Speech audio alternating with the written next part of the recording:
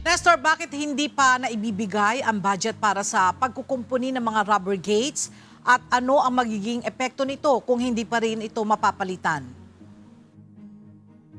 Magandang tanghali, Ella. Ayon sa regional manager ng Region 3, wala pang budget ang pamahalaan ukol dito at hindi pa lumalabas itong request nila na sana nga ay maprobrahan na at ito ay malaking tulong kung ito ay magagawa, pero malaki rin ang epekto nito kapag hindi pa talaga napapalitan yung 6 na rubber gate dahil may posibilidad nga ito ay magkaroon din ng epekto sa pagbaha lalo na sa mga low-lying areas sa probinsya ng Bulacan.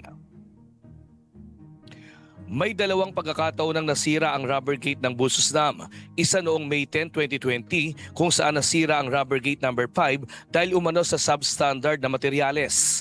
At May 1 naman, 2025, nasira ang gate number 3 dahil sa matinding init. Sinasabing nabutas ito.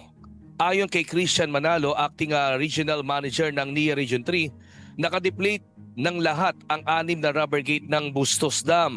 Lahat ng ito, anya, ay dapat ng palitan.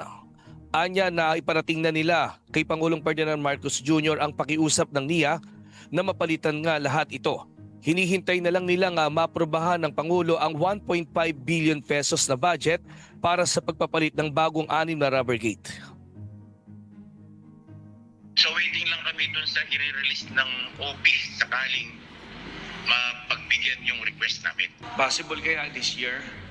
No idea kasi basta ang pagkakaalam ko, yung request namin pinorward na sa Office of the President ang pagkakaalam ko. Pero So waiting lang kami dun. 1.5 billion.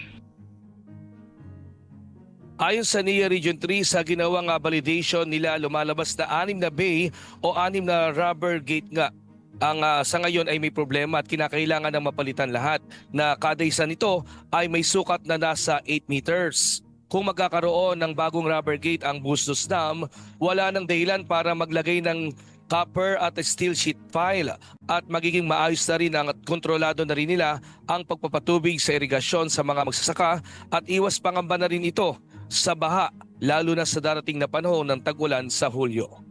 At yan mo ng ating latest live, Ella, mula dito sa Bulacan. Balik sa iyo. Maraming salamat, Nestor Torres.